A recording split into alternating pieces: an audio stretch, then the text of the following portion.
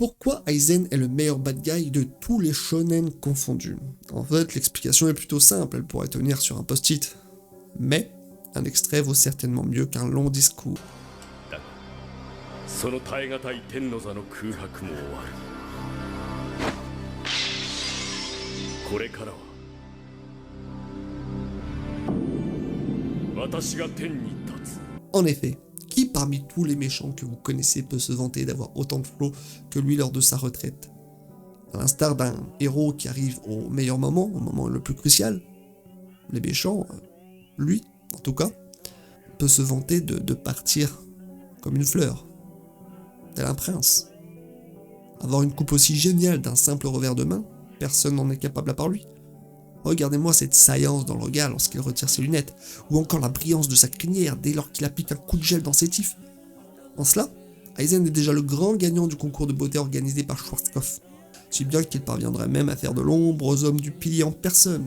Oh non, c'est bon, je déconne, ça c'est juste impossible. C'est comme de manquer de respect à Fabio Lanzoni, on peut pas se le permettre. Tropical breeze. A few moments later.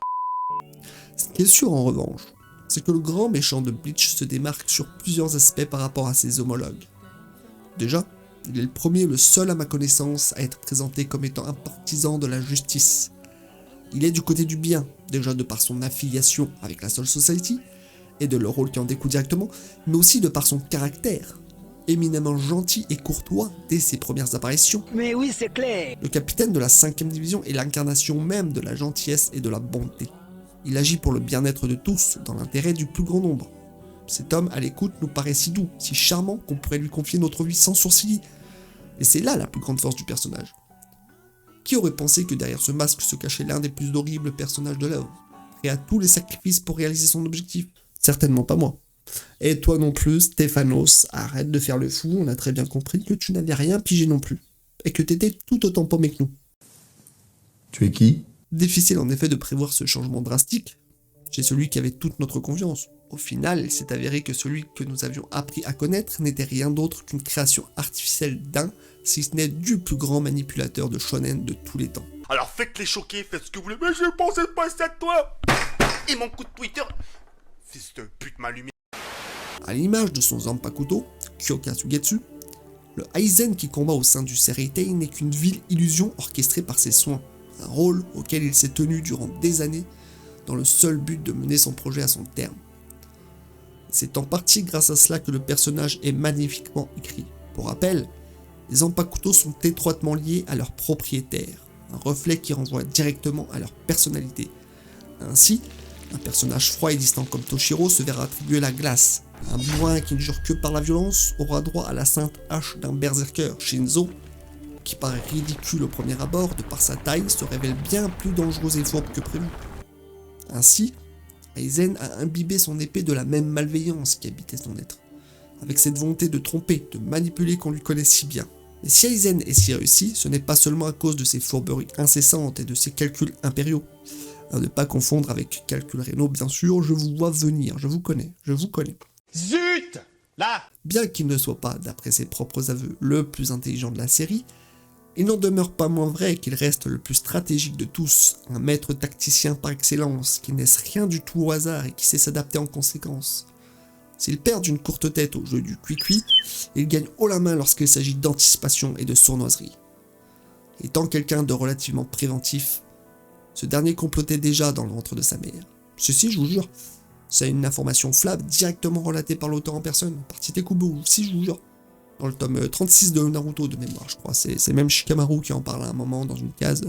Je sais plus trop, enfin je vous mettrai l'extrait, vous inquiétez pas, vous allez voir. Avoir un plan autant en avance et l'élaborer seul à partir de rien sur plusieurs décennies, en faisant en sorte que rien ne vienne entraver ne serait-ce qu'un de ces engrenages, est d'une masterclass sans précédent. Hirako, qu'il soupçonnait justement, pensait par exemple garder un œil sur lui. Mais c'est tout le contraire qui s'est produit, puisque c'est lui qui surveillait les agissements de ce capitaine ô combien problématique, avouant par ailleurs que cette distance engendrée par ses soins n'a fait qu'arranger ses affaires. Lorsque Kizuki a compris son petit ménage et s'est interposé, il a habilement retourné la situation pour le faire soupçonner à sa place et le bannir de la Soul Society. Il a ensuite capturé Orihime, sachant pertinemment qu'Ichigo viendrait la récupérer, lui permettant ainsi de suffisamment évoluer de par les nombreux combats livrés durant ce sauvetage. Il créera un Arrancar dédié uniquement au scellement du sabre de Yamamoto afin de combattre plus sereinement par la suite. Tout le monde n'est pas capable d'une telle prouesse, n'est-ce pas Shigarakroth?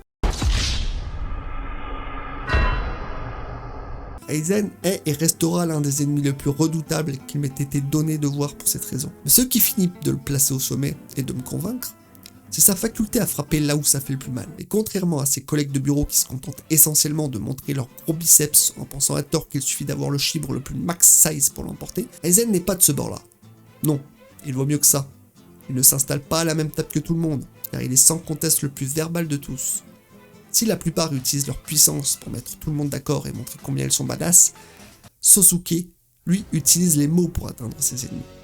Très éloquent, il recourt principalement à des tirades que lui seul connaît pour atteindre le cœur de ses ennemis, et ainsi les pousser à commettre l'erreur de trop. En parlant, il crée des ouvertures, et en ouvrant ces brèches, il facilite d'autant plus sa victoire sur laquelle rien repose. Même Ginnishimaru, pourtant très discret lorsqu'il s'agit de faire des louanges de qui que ce soit, finira par reconnaître la supériorité de celui qu'il suit alors même qu'il éprouve des ressentiments à son égard. S'il est vrai que son Zanpakuto le rend bien plus redoutable que n'importe qui, le fait est qu'il ne se repose pas essentiellement sur lui. Aizen ne dispose pas seulement d'un outil cheaté, tout simplement car le cheat, c'est lui-même. Son Reiatsu, tout aussi écrasant que tout le reste, n'est qu'une infime partie de ce qu'il représente sans son pouvoir d'illusion. Puisqu'il maîtrise le Kido à un haut niveau, il est sans doute celui qu'il maîtrise le mieux en dehors de Unohana, et peut-être, je dis bien peut-être, Byakuya, mais ça rien n'est moins sûr. D'autant que je le rappelle, nous n'avons jamais eu connaissance du Bankai d'Aizen. C'est bien qu'il aurait pu être encore plus redoutable que ce qu'il n'est actuellement. C'est pour toutes ces raisons que les Espadals suivent. Les êtres faibles suivent les plus forts. Ainsi va la vie. Et Aizen est d'ailleurs le mieux placé pour en parler. 自分より優れた何者かを信じ猛獣しなければ生きてはいけないのだ。そうして信じられた者はその重圧から逃れるためにさらに上に立つ者を求め、上に立つ者はさらに上に信じるべき強者を求める。そうして全ての王は生まれ、そうして全ての神は生まれる。 Toutefois, malgré les qualités intrinsèques à celui d'un vilain, l'a-t-il vraiment été tout du long? Mais vous fumez, monsieur. Ichigo le soulignera lors de son ultime échange avec lui. Est-ce que la solitude le pesait au point d'essayer de trouver quelqu'un susceptible de le comprendre? En vérité, il n'a jamais eu de rival, personne sur qui il pouvait se reposer car il était de loin bien au-dessus des autres. C'est cette ambivalence qui me plaît chez le personnage. Il n'est pas seulement tout noir ou tout blanc, comme certains méchants pourraient l'être. Shigara, certes, nous avons eu bien des candidats à ce poste. Des méchants impitoyables qui se découvraient une part d'humanité, des méchants sans foi ni loi qui éradiquaient tout sur leur passage, des méchants sociopathes et égocentriques qui s'extasient devant des enfants, des méchants dominateurs qui tapent leur meilleure pose pour la photo. Bref, nous en avons eu pour tous les goûts. Mais moi, mon premier amour, c'est et ça restera Aizen. C'est pourquoi je tenais à parler de lui dans cette vidéo, qui lui est complètement dédiée bien sûr.